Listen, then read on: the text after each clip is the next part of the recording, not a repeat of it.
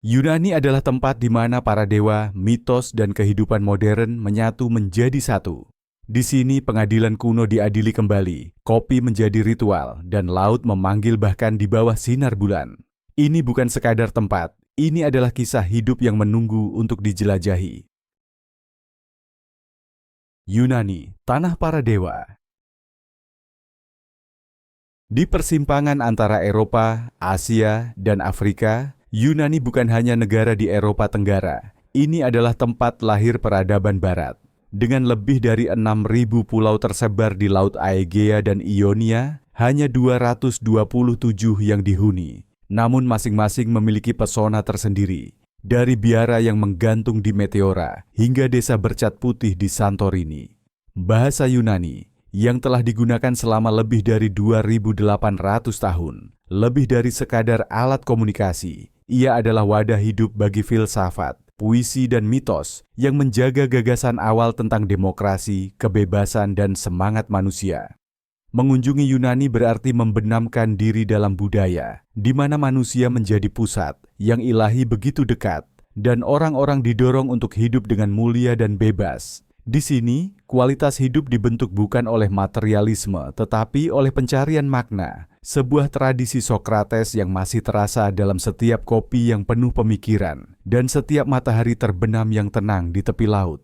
Di Yunani, mana pilihanmu? Minum kopi bersama Sokrates, berbincang dengan Zeus, atau berpose sebagai pemikir dalam, untuk selfie matahari terbenam yang sempurna. Kota yang terkubur selama 3.500 tahun, Akrotiri. Akrotiri bukan sekadar situs arkeologi. Ia adalah pengingat yang menggetarkan bahwa alam dapat mengubur sebuah peradaban, tetapi tidak pernah menghapus kecerdasannya. Tertutup abu vulkanik dari letusan dahsyat Gunung Tera sekitar tahun 1600 SM, kota ini di Pulau Santorini tetap terlupakan selama lebih dari 3 milenium. Ironisnya, abu yang menghancurkannya justru yang melindunginya, menyelamatkan rumah, lukisan dinding, dan infrastruktur dalam kondisi menakjubkan. Saat digali pada abad ke-20, Akrotiri mengejutkan dunia bukan hanya karena keindahan artistiknya, tetapi juga karena rekayasa canggihnya.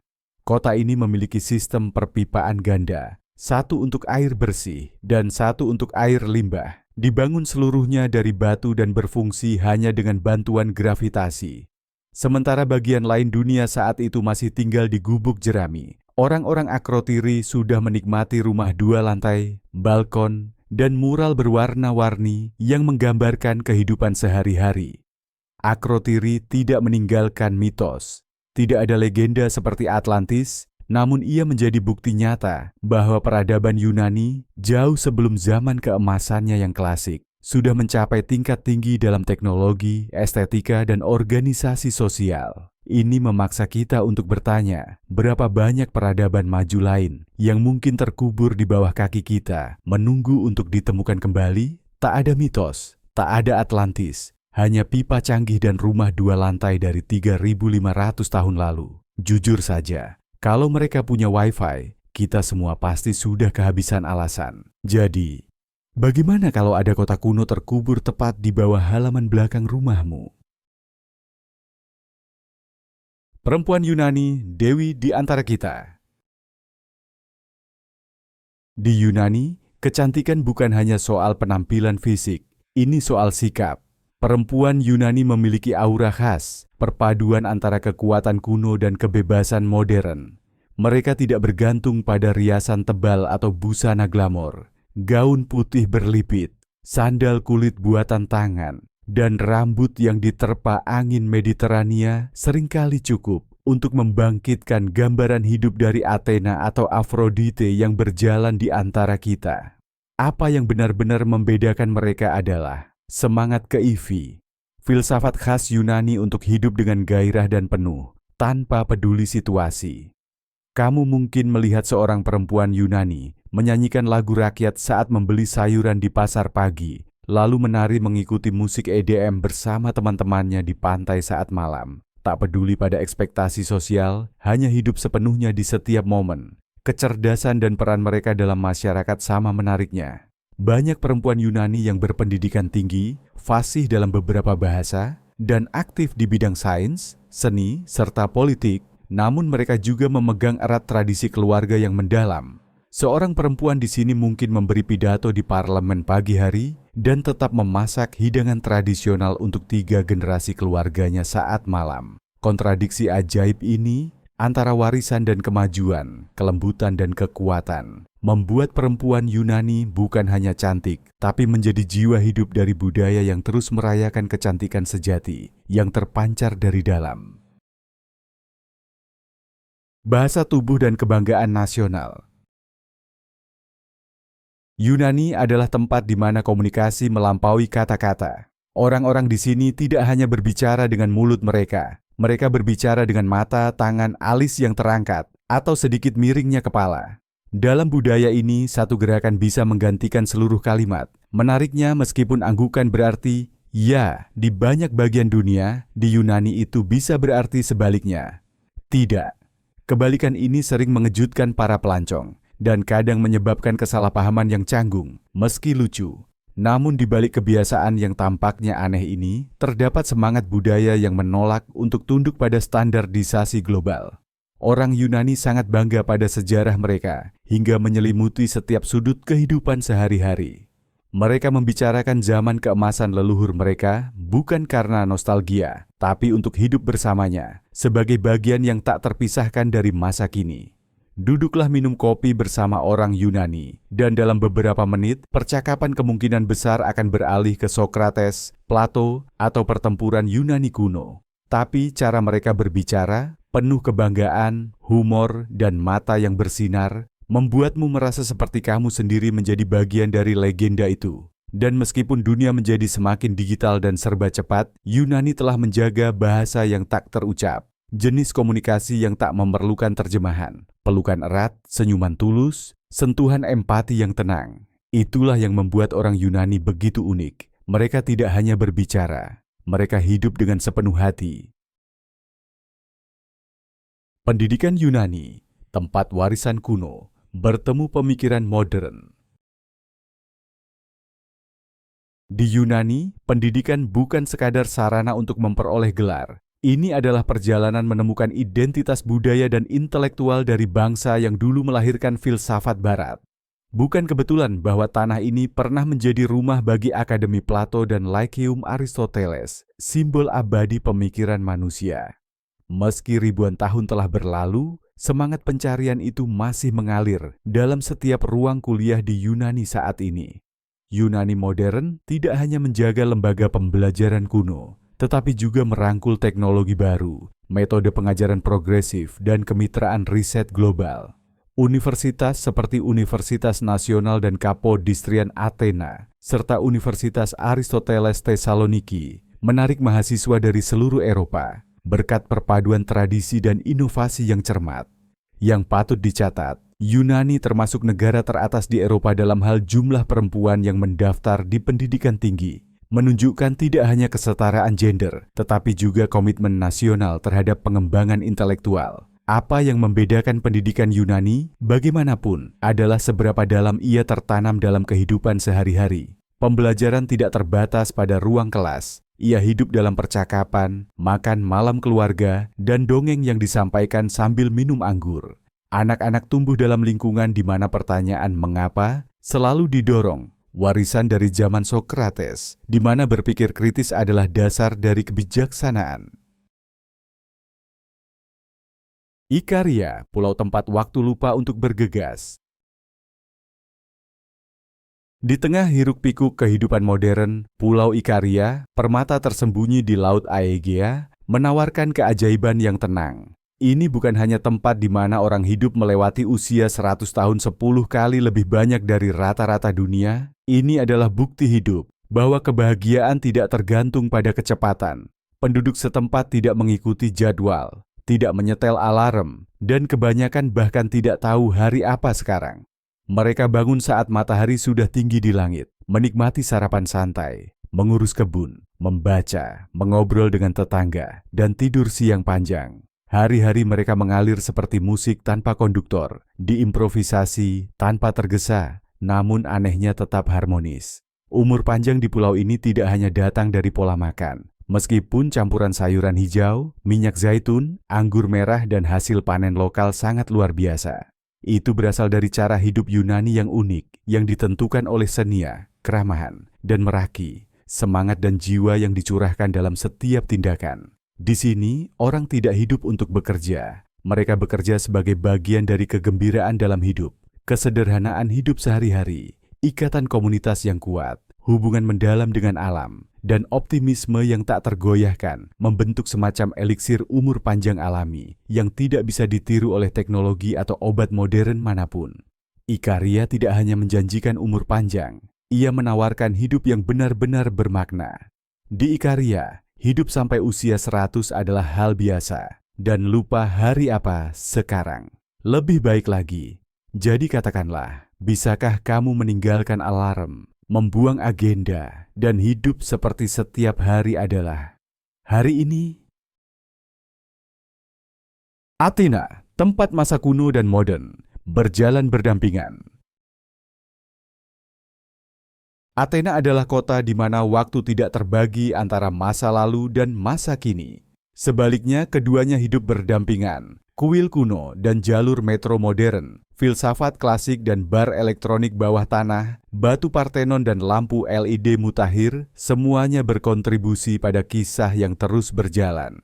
Kamu mungkin memulai pagimu di puncak Akropolis, mendengarkan kisah tentang demokrasi pertama di dunia. Hanya beberapa jam kemudian, kamu bisa menyesap kopi di bawah payung di lapangan Sintagma, tempat para aktivis masa kini memperdebatkan masa depan Eropa. Dalam satu momen, kamu mungkin merasakan benang tak terlihat yang menghubungkan Sokrates, yang dulu berjalan dan mengajar filsafat di jalan-jalan ini 2400 tahun lalu, dengan seorang mahasiswa modern yang keluar dari kelas, membawa laptop dan pikiran tentang blockchain. Athena di malam hari adalah pengalaman yang tiada duanya. Saat matahari tenggelam di Cakrawala, distrik bersejarah Plaka bersinar seperti panggung terbuka. Musik mengalun dari balkon, aroma souvlaki panggang memenuhi gang berbatu, dan kamu mungkin menemukan sekelompok anak muda menari sirtaki secara spontan. Hanya karena mereka bahagia. Yang membuat Athena unik adalah bahwa kota ini tidak mengidolakan masa lalunya. Seperti monumen yang beku, ia hidup bersamanya, berdialog dengannya setiap hari. Ini adalah tempat di mana kamu tidak hanya belajar tentang sejarah, kamu menyentuhnya dalam setiap batu bata, setiap irama jalan, setiap tatapan dari orang-orangnya. Arsitektur Yunani saat persepsi menjadi presisi. Para pengunjung Parthenon sering terpukau oleh simetri sempurnanya, padahal itu adalah ilusi optik, bukan kenyataan struktural. Tidak ada garis yang benar-benar lurus, kolom-kolom sedikit menggembung, entasis, anak tangga melengkung ke atas dengan lembut, semuanya dirancang secara cermat untuk mengoreksi distorsi penglihatan manusia dari bawah. Arsitektur Yunani kuno bukan hanya soal pembangunan, ia adalah perpaduan antara matematika, filsafat, estetika, dan wawasan psikologis yang mendalam. Orang Yunani tidak mengejar kesempurnaan fisik, tetapi merancang keindahan ideal sebagaimana yang dipersepsikan oleh pikiran manusia. Dan kejeniusan mereka tidak berhenti di situ. Lebih dari 2000 tahun lalu, Heron dari Alexandria menciptakan pintu otomatis yang digerakkan oleh api dan tekanan udara. Keajaiban rekayasa mekanis yang hanya menggunakan panas, air, dan kecerdikan, tanpa kabel, tanpa sirkuit. Hanya fisika dan keyakinan yang elegan menyatu. Kartu identitas anjing saat welas asih menjadi kebijakan kota. Di Yunani, pemandangan anjing berkeliaran bebas adalah hal biasa, tanpa tali, tanpa pendamping, namun aman dan dihormati. Anjing-anjing komunal ini secara resmi terdaftar oleh pemerintah kota, memiliki tag identitas, menerima perawatan dokter hewan penuh, dan didanai oleh dana publik. Namun ini bukan sekadar soal kesejahteraan hewan. Ini adalah cerminan hidup dari kepercayaan kuno. Dalam mitologi Yunani, anjing melambangkan kesetiaan dan penghubung antara manusia dan yang ilahi. Pahlawan seperti Hercules dan Hades tidak pernah terpisah dari sahabat setia mereka. Salah satu ikon modern adalah Lucanicos, seekor anjing liar yang berjalan bersama para demonstran selama aksi protes Athena tahun 2011. Tak kenal takut dan setia, ia menjadi simbol perlawanan dan persatuan. Setelah kematiannya, sebuah patung didirikan untuk menghormatinya, merayakan bukan hanya seekor anjing, tetapi semangat yang berdiri bersama rakyat. Di Yunani, tempat mitos dan kehidupan sehari-hari saling terkait. Anjing-anjing ini bukan hewan liar. Mereka adalah warga dengan martabat, dengan bangga mengenakan tag identitas yang mencerminkan kepercayaan, kenangan, dan rasa memiliki. Pengadilan ulang kasus-kasus kuno. Di Tesaloniki, pengadilan kuno dihidupkan kembali, bukan sebagai hiburan, tetapi sebagai interpretasi modern yang serius. Kasus-kasus klasik seperti vonis mati Sokrates atau balas dendam Medea diperdebatkan kembali, bukan hanya dengan latar atau bahasa kuno, tetapi dengan wawasan hukum dan etika yang segar. Para sarjana, pengacara, dan aktor berargumen dalam kasus-kasus ini menggunakan penalaran modern, seringkali menghasilkan putusan berbeda. Kadang Sokrates dibebaskan, atau Orestes diberi belas kasih. Pengadilan ulang ini lebih dari sekadar drama sejarah. Mereka menantang kita untuk merenungkan keadilan dan moralitas lintas waktu. Apakah kita akan menghakimi sama jika hidup pada masa itu? Atau apakah rasa benar dan salah kita telah berkembang? Di Yunani, bahkan Sokrates mendapat pengadilan ulang 2000 tahun kemudian. Jadi, jika kamu duduk di juri, apakah kamu akan membebaskannya atau tetap menyatakan dia bersalah? Api Olimpiade Abadi.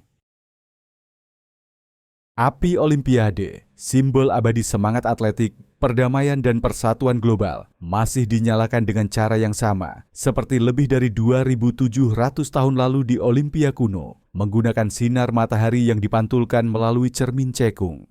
Tidak ada korek api, tidak ada pemantik, tidak ada rencana B darurat. Jika langit mendung atau hujan, upacara ditunda bukan karena kurang persiapan, tetapi karena penghormatan lebih diutamakan daripada kenyamanan. Ritual ini dilakukan oleh imam besar wanita. Biasanya seorang aktris yang dipilih dengan cermat untuk peran tersebut, mengenakan jubah putih bersih yang mencerminkan pakaian para pendeta kuil Hera di zaman kuno. Dalam keheningan total dan dikelilingi oleh alam, dia melakukan ritus suci yang menjembatani dua dunia. Warisan spiritual dari keunggulan atletik dan zaman modern yang kacau. Yang luar biasa adalah bahwa meskipun api ini menjelajahi dunia dari satu negara tuan rumah ke negara lainnya, dalam setiap olimpiade, satu-satunya tempat di mana ia boleh dinyalakan adalah Olimpia. Di zaman ketika teknologi dapat meniru hampir segalanya, rakyat Yunani tetap bersikeras bahwa cahaya suci ini hanya bisa lahir dari matahari, upacara, dan penghormatan tak tergoyahkan terhadap sejarah. Dunia bawah tanah tersembunyi di Athena. Athena bukan hanya kota cahaya kuno, ia juga kota bayang-bayang sejarah yang diam-diam tertidur di bawah permukaan. Sedikit yang menyadari bahwa di bawah alun-alun yang ramai dan kuil-kuil terkenal dunia, terdapat jaringan terowongan bawah tanah yang luas. Dulunya digunakan untuk melindungi kehidupan, menyembunyikan rahasia, dan bahkan menjadi panggung seni terlarang. Lorong-lorong ini menelusuri garis waktu berlapis, dari Yunani klasik hingga era Romawi dan Bizantium, bahkan ke masa gejolak Perang Dunia Kedua. Di berbagai masa, mereka berfungsi sebagai tempat perlindungan dari bom, ruang penyimpanan anggur, ruang ibadah, dan teater bawah tanah tempat pertunjukan terlarang dipentaskan secara rahasia. Beberapa dinding kuno masih menampilkan bekas hitam dari lilin, goresan tangan, dan gema pudar dari lagu-lagu dalam drama yang dibungkam selama berabad-abad. Saat ini, bagian dari labirin bawah tanah ini telah dipulihkan dan dibuka untuk pengunjung, seperti galeri tersembunyi di bawah Museum Arkeologi Nasional atau lorong batu di bawah Gereja Kap Nikarea. Menjelajahi mereka terasa seperti melangkah ke dimensi alternatif, di mana Athena di bawah menceritakan kisah-kisah yang tidak lagi bisa diucapkan oleh kota di atasnya. Inilah Athena yang belum pernah kamu lihat sebelumnya. Rahasia, misterius, dan penuh nuansa sinematik. Biaya hidup yang masuk akal. Berlawanan dengan kepercayaan umum bahwa hidup di antara harta budaya pasti mahal, Yunani, terutama di luar pusat Athena, menawarkan gaya hidup yang luar biasa terjangkau. Dengan hanya 1.000 hingga 2.000 dolar per bulan, kamu dapat menikmati hidup dalam sinar matahari Aegea, masakan Mediterania yang segar, dan sore tenang di kafe teduh di bawah pohon zaitun kuno. Sewa apartemen di Athena berkisar antara 400 hingga 600 dolar per bulan, jauh lebih murah dibandingkan ibu kota Eropa lainnya, seperti Paris atau Amsterdam. Utilitas dasar, listrik, air, internet, jarang melebihi 100 dolar per bulan. Makan malam di taverna Yunani tradisional biasanya hanya berharga 20–30 dolar, dan aktivitas budaya seperti kunjungan museum atau pertunjukan teater sering disubsidi atau gratis untuk pelajar, lansia, dan penduduk. Namun, yang membuat hidup di Yunani benar-benar berharga bukanlah angka-angka itu, melainkan kualitas hidup. Perasaan hidup secara perlahan, namun dalam, dikelilingi alam, sejarah, dan komunitas yang erat. Di sini, kamu tidak hanya menghemat uang, kamu menjalani hidup yang kaya akan budaya, jiwa, dan ketenangan. Di Yunani, biaya rendah bertemu jiwa tinggi. Jadi, 1.000 dolar per bulan, pemandangan Parthenon atau berteduh di bawah pohon zaitun berusia 1.000 tahun. Destinasi wisata terkenal dunia. Yunani adalah kain hidup dari destinasi yang surrealis, tempat lanskap, arsitektur, dan mitologi menyatu dalam realitas yang memesona. Ambil contoh Santorini, pulau bak mimpi di mana matahari terbenam mengubah langit anggur menjadi sapuan kuas di atas kubah biru dan rumah kapur putih. Sedikit yang tahu bahwa surga romantis ini dulunya adalah bagian dari kawah gunung berapi raksasa. Bentuk bulan sabitnya sekarang merupakan hasil dari letusan kataklismik, keindahan yang secara harfiah lahir dari bencana. Lalu ada Kreta, pulau terbesar di Yunani dan tempat lahir peradaban Minoa, salah satu budaya kota tertua di Eropa. Di sini berdiri istana Knossos yang selamanya terkait dengan legenda labirin Minotaur dan Raja Minos. Kunjungan ke sana bukan sekadar wisata, melainkan perjalanan menembus lebih dari 3.000 tahun ke jantung mitos dan arkeologi. Dan tentu saja tidak lengkap mengunjungi Yunani tanpa melihat Akropolis, jiwa bersejarah Athena. Dari puncak bukit sucinya, Parthenon masih menjulang sebagai simbol demokrasi, nalar, dan kesempurnaan estetika. Saat kamu memandang dari batu-batu kunonya ke kota modern yang membentang di bawah, kamu merasakan kesinambungan yang mulus antara masa lalu dan masa kini, sebuah peradaban yang tak pernah benar-benar melepaskan akarnya. Festival Budaya Hidup dengan Irama 5.000 tahun. Dengan akar dari mitologi, kekristenan ortodoks, dan tradisi rakyat, budaya festival Yunani membentang lebih dari 5.000 tahun dan tetap menjadi salah satu yang paling semarak di Eropa. Di sini, festival bukan hanya acara, tetapi detak jantung kehidupan budaya. Yang paling sakral adalah Paskah Ortodoks Yunani, ditandai dengan prosesi obor tengah malam, pembakaran patung Yudas, dan pesta semalam suntuk saat lonceng gereja bergema dari puncak gunung hingga ke laut. Di Patras, karnaval bulan Februari menarik ratusan ribu orang untuk parade meriah dan ditutup dengan pembakaran patung kepiting raksasa, ritual kuno untuk mengucapkan selamat tinggal pada musim dingin. Yang paling mistis adalah Anastenaria, sebuah upacara berjalan di atas api tanpa alas kaki di desa-desa utara, seperti Langadas, di mana para peserta berjalan melintasi bara api untuk menyucikan jiwa dan mencapai yang ilahi melalui irama dan api.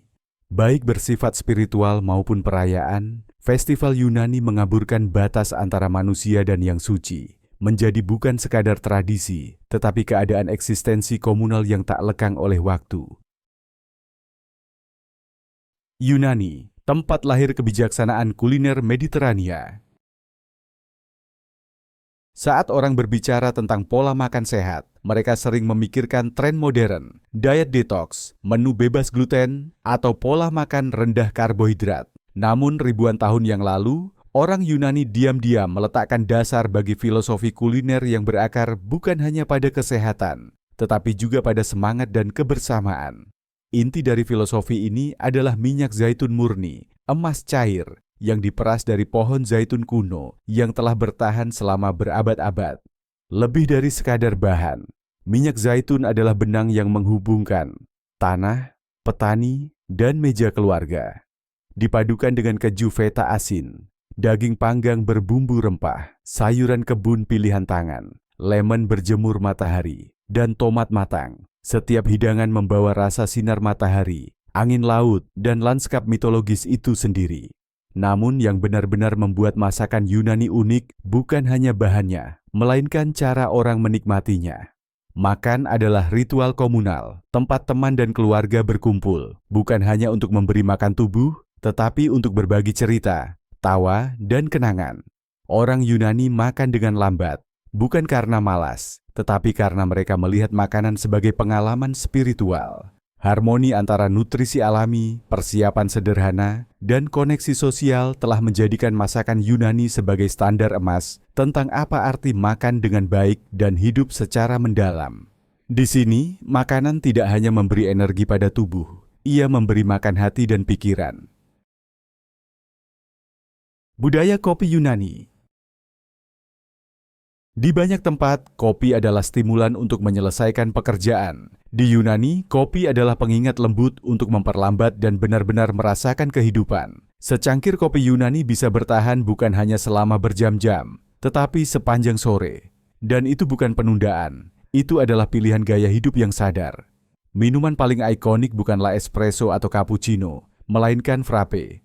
Kopi dingin berbusa yang dibuat dengan mengocok kopi instan dengan air dingin, terkadang ditambah susu manis. Secara tidak sengaja diciptakan di sebuah pameran tahun 1957, frappe telah menjadi simbol nasional, minuman sederhana dengan akar budaya yang dalam. Namun kisah sejatinya bukan soal rasa, melainkan tentang bagaimana orang Yunani minum kopi. Mereka tidak menyeruput terburu-buru demi mengejar tenggat waktu. Mereka duduk, mereka berbicara, mereka merenung, mereka hidup. Di kafe tradisional Cafe Neyo, kamu sering menemukan pria lanjut usia bermain catur, berdiskusi tentang politik, atau sekadar menyaksikan dunia berlalu di bawah sinar matahari. Secangkir kopi di Yunani bukan sekadar minuman, itu adalah ruang koneksi antara manusia, antara masa lalu dan masa kini, antara kesibukan dan ketenangan. Dengan cara ini, secangkir kopi menjadi bukan tugas, melainkan cara hidup. Budaya berenang malam hari. Orang Yunani tidak hanya mencintai laut, mereka hidup bersamanya, seolah-olah laut adalah perpanjangan dari jiwa mereka. Dan jika kamu berpikir berenang hanya untuk siang hari, Yunani di malam hari akan sepenuhnya mengubah cara pandangmu.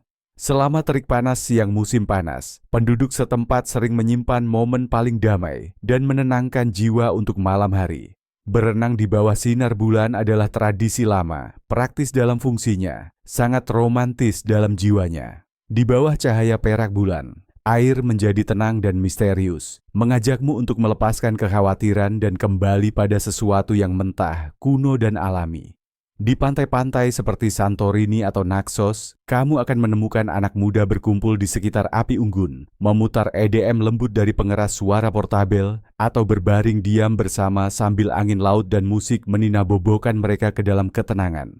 Tidak ada kehidupan malam yang bising, tidak ada lampu kelap-kelip, hanya cahaya bulan yang berkilauan di atas ombak, irama ombak, dan kegembiraan sederhana akan keberadaan.